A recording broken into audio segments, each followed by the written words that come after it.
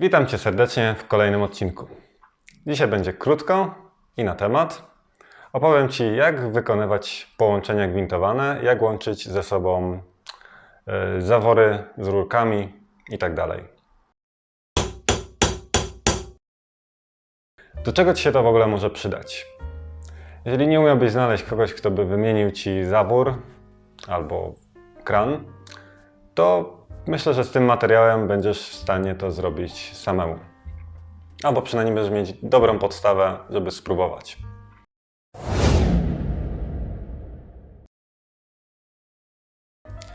Co będziesz potrzebować?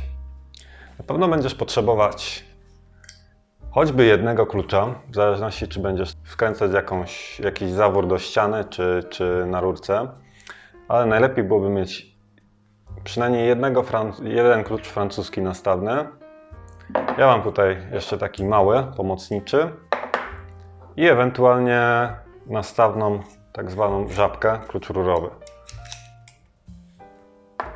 Do tego może przydać Ci się brzeszczot. Tutaj akurat jest jako całość, jako piłka, ale my w zasadzie możemy nawet poradzilibyśmy sobie z samym brzeszczotem. Wygodniejszy jest taki szerszy. Ja akurat mam ten pod ręką, więc zastosuję taki.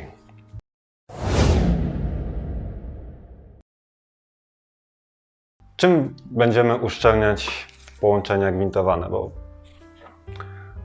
o co w ogóle tutaj w tym chodzi? Chodzi o to, że skręcenie takich dwóch elementów ze sobą bez uszczelnienia powoduje, że normalnie tutaj woda ucieka, więc czymś trzeba wypełnić tą przestrzeń w zwojach.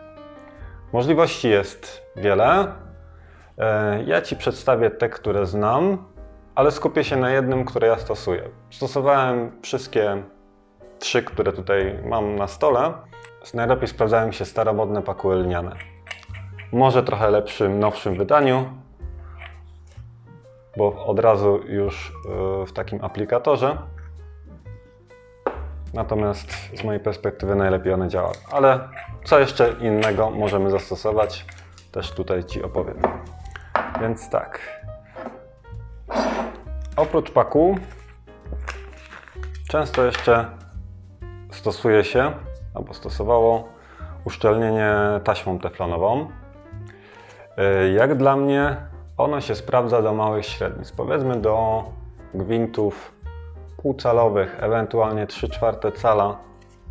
Tyle może wystarczyć i tak się jeszcze da tego nawinąć. Ja z tym nie mam jakichś super doświadczeń, bo wiele razy, kiedy to nawinąłem, jednak coś ciekło. Trzeba było nawijać to jeszcze raz. I problem pojawia się z tym rozwiązaniem taki, że jeżeli chcemy na przykład skręcić zawór i chcemy go mieć w takiej pozycji i skręcamy i wychodzi nam, że brakło nam, że nie udałoby nam się dalej dokręcić, bo już braknie gwint. W przypadku paku moglibyśmy się trochę cofnąć, na pewno te pół obrotu, może nawet obrót, możemy się cofnąć i połączenie dalej będzie szczelne. W przypadku teflonu niekoniecznie, dlatego to jest na pewno wada tego rozwiązania. Plus jest taki, że jest to tylko jedna rzecz, w sensie to jest sama taśma teflonowa i nic poza tym nie jest nam więcej potrzebne, jeżeli chodzi o uszczelnienie. Że to jest taśma, ja z niej w zasadzie w tej chwili nie korzystam, ale leży jakby po prostu nic innego nie siadało, to zawsze próbuję wtedy wszystkiego, jeżeli pakuły mi nie pomagają, ale najczęściej jeżeli pakuły nie pomagają, to znaczy, że po prostu gwinty są już w takim stanie, albo kształtki są tak wykonane, że po prostu szczelne nigdy nie będzie.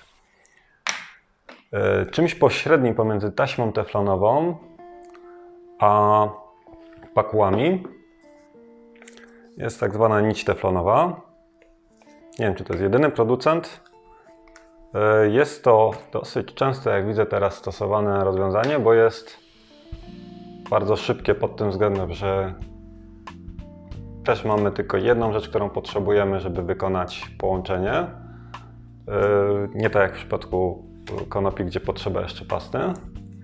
I robi się to naprawdę bardzo szybko. Nawet mamy tutaj wskazówki, ile razy trzeba nakręcić tą taśmę na gwint, w zależności od jego średnicy, więc jest to na pewno duże ułatwienie dla początkujących, że nie trzeba jakby tego robić na wyczucie. I można jakby trochę wrócić z gwintem, wrócić z przekręceniem, jeżeli by nam się coś źle ustawiło. Także też jest to ciekawe rozwiązanie, natomiast też kilka razy mnie ono zawiodło i od tego momentu wróciłem do tego, od czego zaczynałem, ale co na początku wymagało trochę więcej umiejętności i mi nie siadło, czyli do starych, dobrych konopi. Wróciłem do nich w zasadzie, kiedy ktoś mi podsunął rozwiązanie konopi w takiej oto tubce. Jest o tyle ono prostsze, że nie mamy całej takiej wielkiej jakby takich włosów, jak to mówią. Mówi się popularnie wśród instalatorów kupy włosów, z której wybieramy odpowiednią ilość. Tylko mamy sobie taki już sznureczek i łatwiej jakby się to według mnie aplikuje i dużo prościej wyczuć moment, kiedy jest tego za dużo czy za mało. I można, jak już jest odpowiednia ilość, po prostu skończyć nawijanie, co później też Ci pokażę. Także konopie, stare rozwiązanie, ale w nowym opakowaniu, czyli w takim aplikatorze, w takiej tubce, w takim pojemniku, po prostu. Chyba są niewiele tylko droższe od konopi takich po prostu w całości. I tak są ekstremalnie tanie w porównaniu na przykład do tego, bo to kiedyś, pamiętam, kosztowało za taki aplikator za jakieś 40 zł, to było chyba dychę, więc jest to na pewno dużo tańsze, chociaż to jest szybsze. Natomiast to mi przynajmniej kilka razy przeciekało. Tu, odkąd się nauczyłem, nie pamiętam już, żeby coś ciekło. Połączenia gazowe, przynajmniej przez gazowników, najczęściej są wykonywane na konopiach, o czymś to świadczy. Natomiast do konopi praktycznie zawsze będziemy jeszcze potrzebować pasty uszczelniającej. Teoretycznie do wody, jeżeli zrobimy na samej konopi, powinno trzymać. Niektórzy tak robią. Ja zazwyczaj daję jedno i drugie i uważam, że nie ma co jakby oszczędzać tej ani chwili, ani tych kilku złotych czy kilkunastu na tubkę pasty. Więc zabieramy się do skręcania.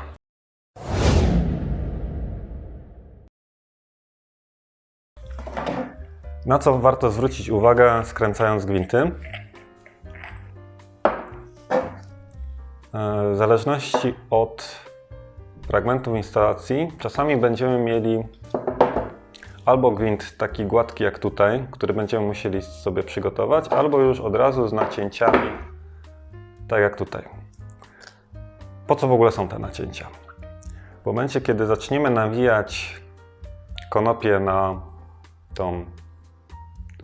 ten gwint i zaczniemy ją skręcać, gdy nie ma tutaj takich ząbków, one mogą się zacząć zwijać i jakby nie wkręcą się pomiędzy gwinty, tylko sobie wyjdą i po prostu nie spełnią swojego zadania. Przy małych gwintach da się czasami, da się nawinąć nawet na taki gwint, jeszcze taki goły gwint, tak żeby to się dobrze złożyło, natomiast na pewno na początku zalecałbym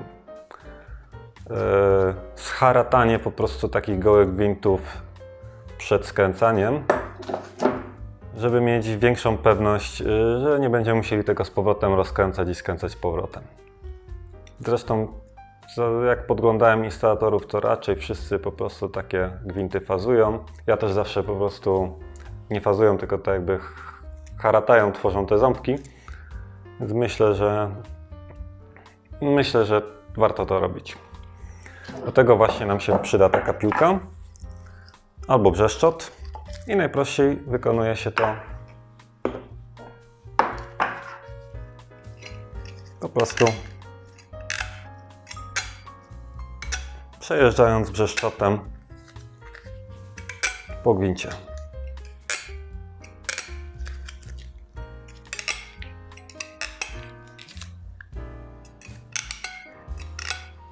Nie musi być to idealnie. Ważne, żeby po prostu były zadziory,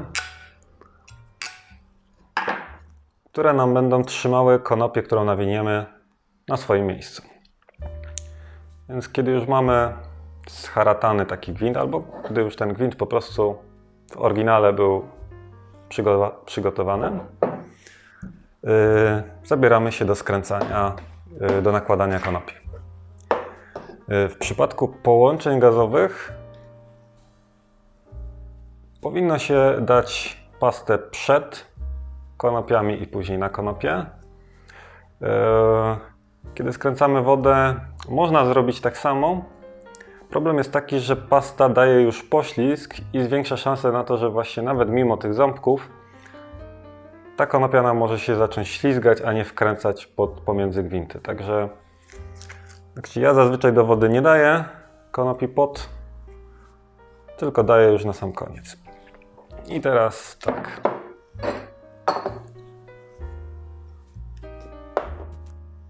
Warto sobie początek tego sznurka konopnego po pierwsze pozbyć się z niego jakichś takich nieładnych elementów. Czasami tu są jakieś pierdoły. I ja sobie go zawsze rozszerzam, tak żeby on był jak na największej powierzchni. I nawijamy tak. Tak jakbyśmy chcieli zakręcać, to w tą samą stronę musimy nawijać, po to, żeby jeżeli nawinęlibyśmy w drugą stronę, to zakręcając gwint, ten sznurek nam by po prostu uciekł. No właśnie by się podwinął. Więc musi być nawinięta konopia w ten sam sposób, jak później będziemy skręcać rurki.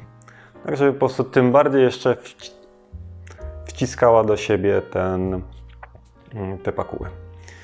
Co jest ważne? Tego nie możemy zrobić tak lekko, po prostu tak nawinąć sobie, bo właśnie one nie spełniają swojego zadania, bo uciekną nam spod gwintu, więc trzeba sobie na początku pierwszy jakby taki zwój założyć i później już każdorazowo, jeżeli nakładamy dalej,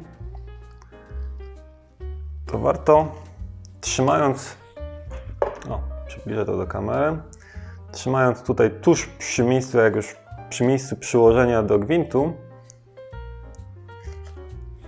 pociągnąć to tak, żeby po prostu napiąć tą pakułę. Pilnując, żeby ona się w miarę równomiernie układała. Więc czasami trzeba będzie na przykład znowu rozszerzyć kawałek tej pakuły, tego sznurka z pakułami. I tak nakładamy to. Tu jest jeszcze ostatnia rzecz, ile tego w ogóle nałożyć. Każdy odpowie, że to jest taka subiektywna rzecz, taka na oko, którą trzeba wyczuć. Natomiast myślę, ile my tu tego nawinęliśmy. Nigdy nie robiłem takiego eksperymentu, nigdy nie mierzyłem, ile tak faktycznie jest tych nawinięć. To jest gwint 3/4. I my tu robimy jeden, czyli tak początek jest przy tym znaczku. Teraz sobie to zmierzymy. To jest drugie nawinięcie.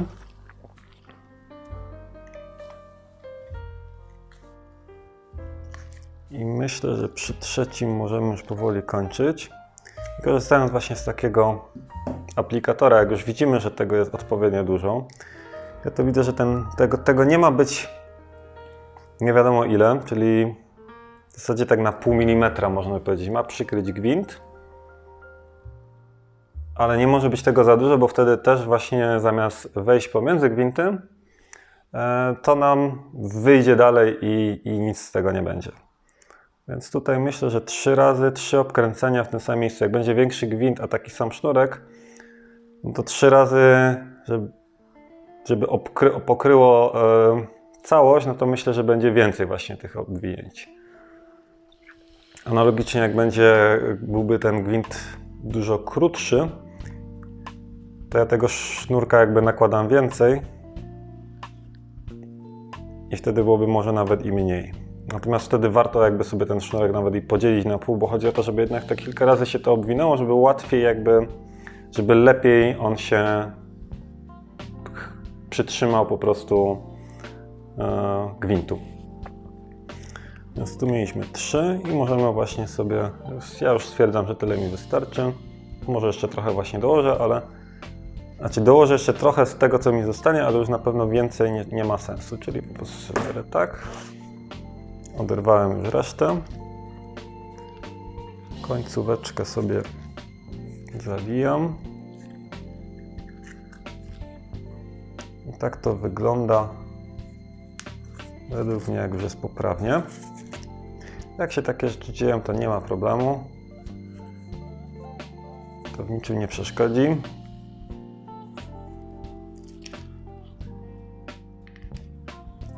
Tutaj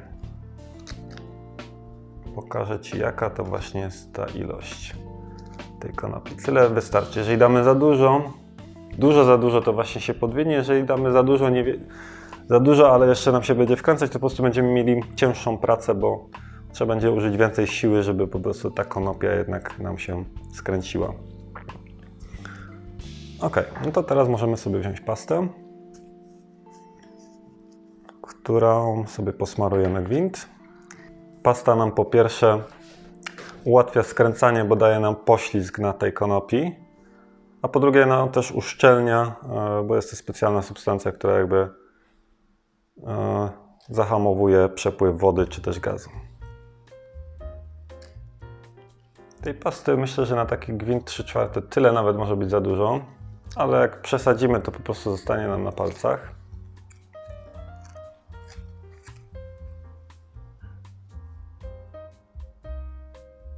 No, faktycznie troszeczkę za dużo, ale to nie ma problemu. No i tak mamy gotowy gwint do skręcenia. Teraz możemy sobie wziąć element, który chcemy skręcić z tym.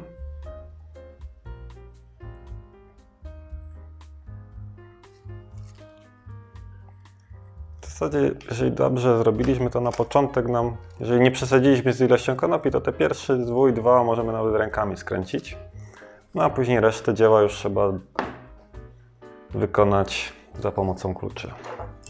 Ja sobie wezmę jedną kontrę, jeden klucz, którym będę sobie kontrować, a drugim, którym będę skręcać. Tak, to żeby nam nie przeszkadzało.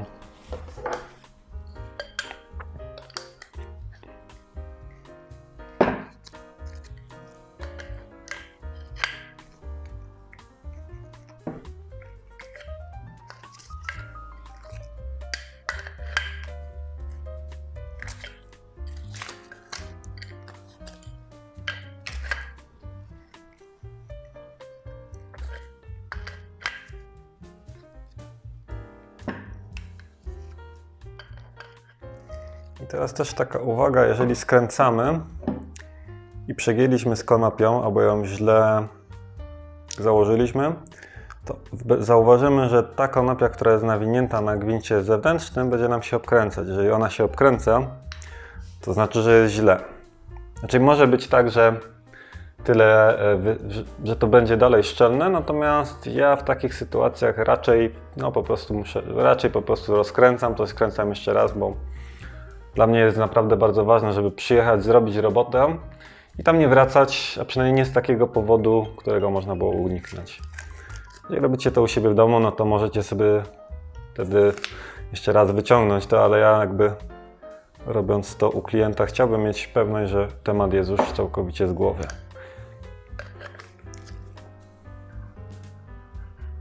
No i myślę, że tyle byłoby ok.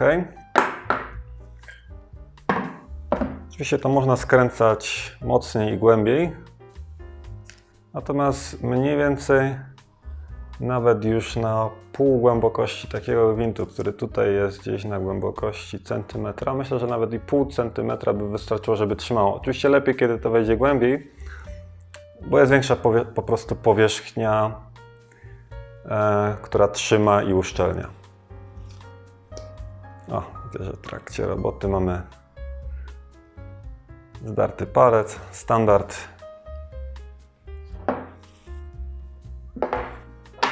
Niestety przy takich rzeczach się to zdarza, szczególnie robiąc to po prostu w powietrzu. Teraz jeszcze przypomniało mi się, że chciałem Ci powiedzieć, do czego Ci się to może przydać. Mi na przykład często konopie się przydają przy odkręcaniu filtrów, szczególnie starych filtrów, w których uszczelka, która się tutaj znajduje, już ulegnie uszkodzeniu.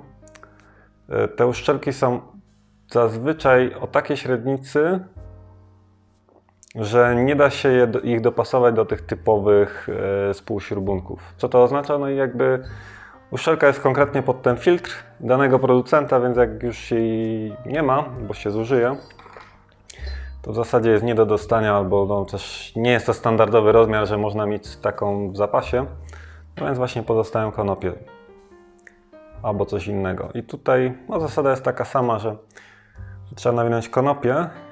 Ja zazwyczaj tego akurat nie fazuję, bo po prostu nigdy nie było potrzebne, żeby to było uszczelnione, bo pomimo tego, że nawet jeżeli się te konopie trochę wywinęły, tu jeszcze mamy cały ten fragment płaski, który będzie dociskał do tego miejsca, do tego, o, i będzie uszczelnie, także tutaj jest nawet i prościej. O, przydałby się jakiś plaster, ale to po programie się zajmę tym. Także odkręcając filtry warto mieć konopie pod ręką, bo uszczelki po prostu po kilku latach, szczególnie te w takiej formie, one po prostu się zużywają. Jeżeli jest O-ring, w niektórych filtrach jest O-ring, no to wtedy tego problemu nie ma. To na dzisiaj tyle. Także serdecznie Ci dziękuję za uwagę. Jeżeli filmik Ci się podobał, to standardowo kliknij lubię to. Pozwoli mi to się lepiej pozycjonować i dotrzeć do większej ilości osób. A ja Cię zapraszam na kolejne filmy w przyszłości. Także wspaniałego dnia Ci życzę i do usłyszenia, do zobaczenia.